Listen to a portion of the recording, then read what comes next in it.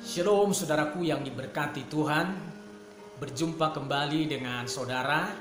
Walau perjumpaan kita hanya secara virtual, pastikan kasih saudara masih hangat, kasih kita masih terhubung dengan saudara seiman kita yang lain. Oleh karena kasih Yesus telah mempersatukan kita. Haleluya. Tema renungan kita saat ini, hidup ini harus jadi berkat. Nats firman Tuhan dari Efesus 2 ayat ke-10.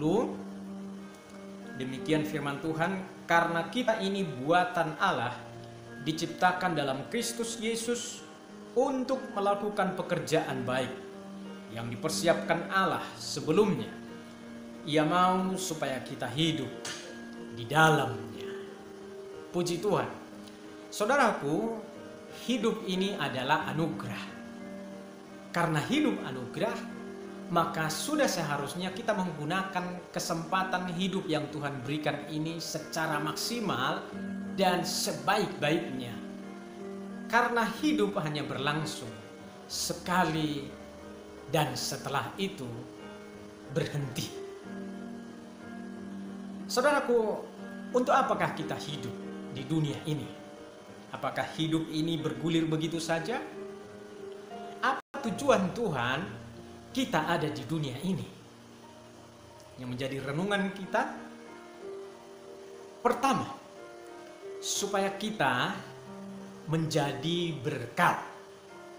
Dalam kitab Amsal 16 ayat yang keempat dikatakan di sana, Tuhan membuat segala sesuatu untuk tujuannya masing-masing.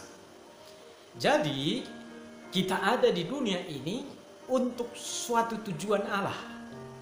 Tuhanlah yang menjadi alasan mengapa kita ada di sini. Itulah sebabnya Allah memperlengkapi kita, manusia ini, supaya kita dapat mencapai tujuan Allah di dunia ini. Kalau kita melihat data Alkitab, dari awal sampai sekarang Tuhan memanggil manusia, memanggil setiap orang percaya untuk suatu tujuan. Kejadian 1 ayat yang ke-26, tujuan Allah menjadikan manusia adalah supaya manusia itu menjadi partner Allah di dalam mengelola alam semesta ini. Manusialah yang diberi otoritas, kuasa untuk berkuasa atas ikan-ikan di laut, burung-burung di udara, dan segala binatang melata di bumi. Manusia diberikan tanggung jawab untuk mengelola, bukan untuk mengeksploitasi, apalagi merusak alam ini. Tapi sebelum Tuhan memberi mandat itu kepada manusia, Tuhan terlebih dahulu memberi manusia itu otoritas, akal budi, karakter dan kemampuan Allah, agar supaya manusia itu dapat melakukan tugasnya dengan baik, yaitu mengelola alam semesta. Dalam Kejadian 6 ayat 9, Tuhan memanggil Nuh untuk suatu tujuan, yaitu melalui dirinya dan keluarganya, manusia dapat hidup berkelanjutan. Hewan dan binatang dapat hidup berkelanjutan. Kenapa? Karena kejahatan manusia, Tuhan memusnahkan bumi. Jadi dari keluarga Nuh, kemudian muncullah bangsa-bangsa. Tapi sebelumnya, Tuhan telah memperlengkapi Nuh dengan roh yang takut akan Tuhan, dengan hidup benar dan taat di matanya. Dikatakan di dalam Alkitab, Nuh dipanggil oleh Tuhan sebagai pemberita kebenaran dalam kitab Petrus. Kalau kita melihat Kejadian 12, Tuhan memanggil Abraham supaya Abraham menjadi berkat bagi bangsa-bangsa. Tetapi kita melihat di sana, sebelum Abraham menjadi berkat, bagi bangsa-bangsa. Tuhan terlebih dahulu memberkati Abraham supaya dia bisa menjadi berkat. Kemudian dari garis keturunan Abraham lahirlah bangsa Israel, dan bangsa ini kemudian menjadi berkat bagi bangsa-bangsa. Saudara, demikian juga dengan orang-orang percaya. Yesus memanggil setiap orang percaya supaya mereka menjadi berkat, yaitu menjadi terang dan garam di tengah-tengah kegelapan dunia ini. Dalam Matius 5 ayat 13 sampai 16. Saudara-saudara, apakah artinya menjadi berkat? Yang pertama, menampilkan hidup yang benar dan baik, sama seperti terang dan garam di tengah-tengah dunia ini. Mungkin kita belum bisa memberi sesuatu berupa barang kepada orang lain, tetapi kita bisa menampilkan hidup yang baik, hidup yang benar, sikap yang baik dan benar kepada orang lain. Kita menampilkan hidup yang sabar itu seperti apa, hidup yang penuh sukacita, hidup yang damai, hidup yang jujur, hidup yang bertanggung jawab. Kita bisa tampilkan dari dalam hidup kita. Ada istilah begini, kalau Anda belum bisa berbuat baik kepada orang lain, setidaknya janganlah mengganggu orang lain. Ketika kita tidak mengganggu orang lain, itu sudah sebuah kebaikan.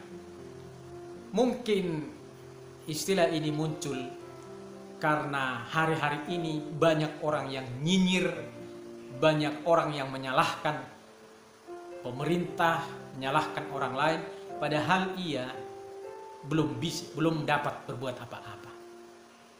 Maka muncullah istilah itu. Apa artinya menjadi berkat? Yang kedua, menjadi berkat artinya kita dengan rela dan tulus hati berbagi hidup kepada orang lain. Berbagi hidup artinya ada sesuatu yang kita bagikan. Ada sesuatu yang kita salurkan kepada orang lain dalam wujud yang real, dalam wujud yang kelihatan. Kita membagi sesuatu yang ada pada kita kepada mereka yang tidak punya. Memberi uang kepada orang yang membutuhkan, memberi makanan bagi mereka yang lapar, mengunjungi mereka yang sakit, menghibur mereka yang sedih, mengangkat mereka yang jatuh. Ini adalah perbuatan-perbuatan real yang nyata. Perhatikan baik-baik kebenaran ini.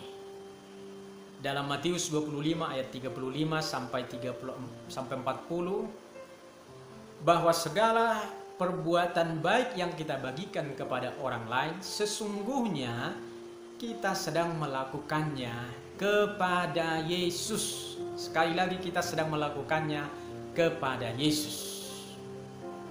Kapankah kami melihat engkau Yesus lapar dan memberi engkau makan?